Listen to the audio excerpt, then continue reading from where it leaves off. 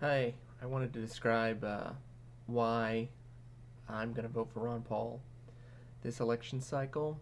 And sometimes people ask me if you don't agree with someone on everything, on every issue, how could you vote for them? And it's kind of interesting because usually the people that ask me this, they're supporting someone that they disagree with on issues as well.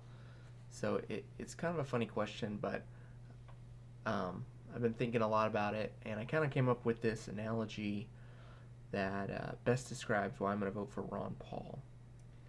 Now, imagine you're driving your car, and all of a sudden you hear weird clunking noise, and smoke starts to come out from the side of your engine, and all of a sudden when you press on the gas, there's not as much power, and the lights start to dim, and you're like, oh, great, my car's breaking down and I don't have any money to get it fixed. You're basically broke. You got the money in your pocket. That's it. But you got to get your car fixed, and you know, you need your car to get around. You need it for your family. You go to work. So you're like, what mechanic should I take my car to? And you've seen on TV. There's like guys that have these nice shops, the latest technology, computers they hook your car up to, and so you're like going by some of these shops, checking them out. You go into like one shop, and it's like the biggest mechanic shop you've ever seen. There's pictures of all these cars this guy's fixed up. There's all these crazy parts and accessories. The guy looks at your car, and he's like, "Oh, someone's been messing with your car, and what you need a better security system on your car." He's like, "I'm gonna install these cameras and sensors on every door, every window, and we want to hook up a monitoring device in case something happens to you." And you're like, I don't think I can afford all that. And he's like, yeah, you don't even have to worry about it. We're gonna sign you up for a credit card at my shop, and that way you don't even have to put any money down. And we're gonna put the latest security on this and get you all fixed up. And you're like, oh, okay. You're like, let me think about it, and let me, kind of check around. So you go to another shop, and this guy's like, oh, well, if you're looking for security, I can get you with this, remoteless starting of your car and lock your car doors while you're away from it, and a keyless entry. You just put your thumbprint up to it, it's going to open your door, and you're like, how much is that going to cost?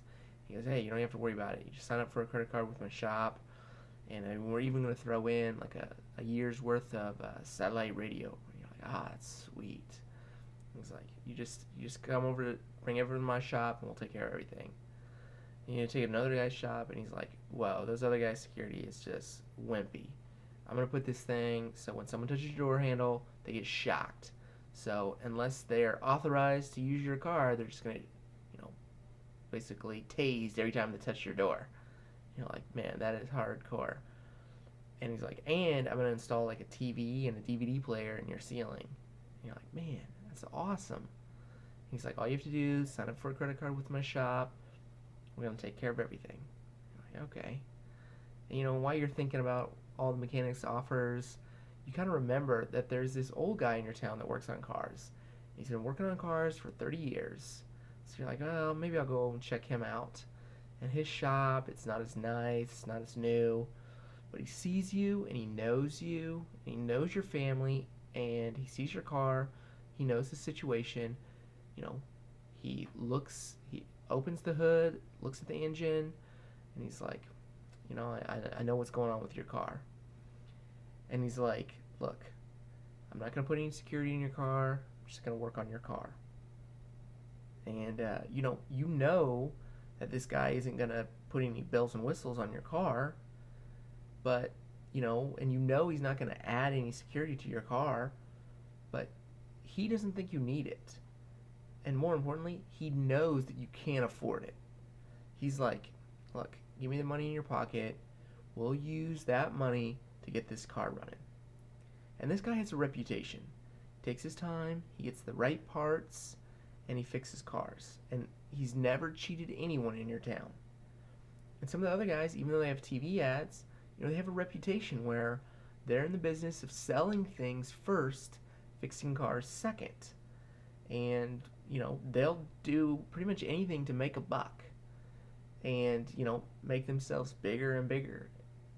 And you don't have that much money, and you need your car fixed.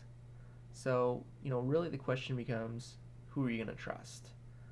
You might have differences of opinions with each of the mechanics about what their plan is, but who do you trust to fix your car? And that's why I'm going to vote for Ron Paul. I trust the guy way more than any of the other guys. He has a solid reputation. I mean, it's not like he has like one or two little scandals. He has zero scandals. He has zero instances of cheating the people that he's working for. And I mean, whether I agree with him on everything or not, I trust him way more than I trust any of the other guys. All the other candidates combined, I trust Ron Paul more.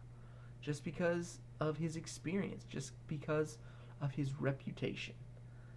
And, if that's not reason enough to vote for someone where, they have a reputation, my analogy can go a little bit further. Yeah, imagine you're at this old guy's shop. He knows you, he knows your family, and he predicted that your uncle's driving around on bald tires, and he's telling him like, look, you gotta change the bald tires in that car.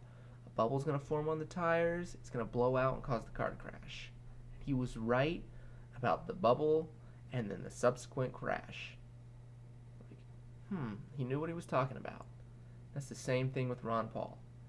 He tried to warn us about the housing bubble. He tried to stop it, tried to get us to change our tires, but we just kept driving on the bald tires till they burst and we crash. So, that's pretty much all I have to say. And, yeah.